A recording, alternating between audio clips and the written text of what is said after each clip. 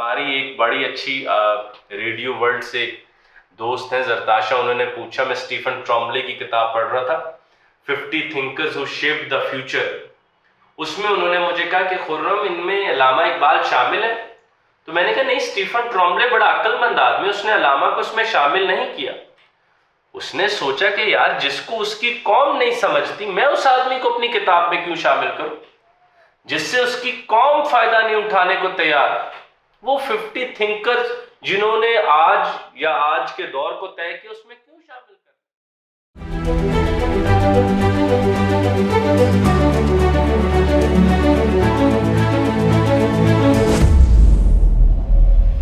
Channel کے اوپر بہت اچھا تنقیدی کمنٹ آیا کہ آپ علامہ کی شاعری اور خصوصاً فلسفہ آگے نہیں پڑھا رہے۔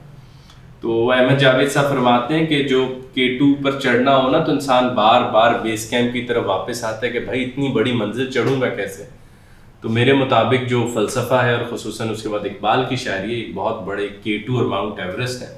جس سے پہلے ہم زمین ہموار کر رہے ہیں، اپنے سامعین، اپنے جو دیکھنے والے ہیں ان کو تیار کر رہے ہیں۔ تو پھر سوچا کہ آج دبستان اقبال میں آئے ہوئے میں آپ کے سامنے ایک شعر ضرور رکھوں جو علامہ کی ہر کتاب سے پہلے لکھا ہوتا ہے۔ یہ شعر بھر تری ہری جو کہ ایک ہندو شاعر ہے، ان کا شعر ہے، وہ ہے کہ پھول، اور علامہ نے اسی سے منسوب کر کے لکھا ہے۔ وہ کہتے ہیں کہ پھول کی پتی سے کٹ سکتا ہے ہیرے کا جگر، مرد ناداں پر کلام نرم و نازک بے اثر۔ تو یہ سب پوری ہماری قوم اور ہماری امت کی ترجمانی کر رہی ہے۔ علامہ اس ملک میں موجود ہیں جہاں پر وہ خود بیسٹ سیلر نہ بن سکے، جو ان کے خواب کی وجہ سے بنا ہے، لیکن علامہ وہاں پر بیسٹ سیلر نہ ہو سکے، بالکل ایلین ہے اپنے ہی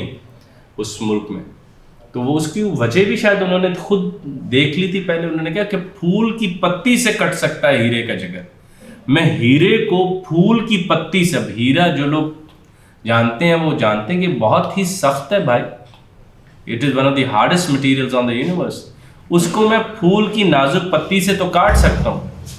مگر جو مرد ناداں ہے، جو نادان آدمی ہے، اس کو میں کبھی بھی کتاب سے اور کلام سے شاید اس پر کوئی اثر نہ ڈال سکوں۔ یہاں پر ایک دو گہری باتیں جو ہم نے بھی بھائی احمد جاوید صاحب سے سیکھی ہیں۔ پہلی یہ کہ جس پر کلام اثر نہ کرے وہ نادان ہوتا ہے، جو کتاب کو بھی اپنے آگے مفلوج کر دے اس سے بڑا ناکارہ انسان کون ہوگا؟ جو علم کے ہوتے ہوئے اپنے اندر تغیر اور تبدیلی نہ لا سکے، جو اذان کی آواز سنتے ہوئے بھی اس کی طرف جواب نہ دے سکے، جو علامہ کو دیکھے کہ اس فلاں بک شاپ میں اندر بک رہا ہے اور خریدنے کی طرف نہ لپکے، تو کیا آپ اس کو عقل مند کہیں گے کیونکہ فقط وہ دنیا میں کامیاب ہے، ایک نوکری کرتا ہے یا پیسے کما لیتا ہے؟ تو آپ اس کو کسی وجہ سے دانا گنیں گے؟ would you consider that man as a wise man؟ تو علامہ کہتے ہیں کہ مرد ناداں پر کلام نرم و نازک بے اثر، پھول کی پتی سے میں ہیرا کاٹ لوں گا، ناممکن کر لوں گا، لیکن نادان جس پر کلام ہی نہیں اثر کر رہا اس کا کیا کیا جائے؟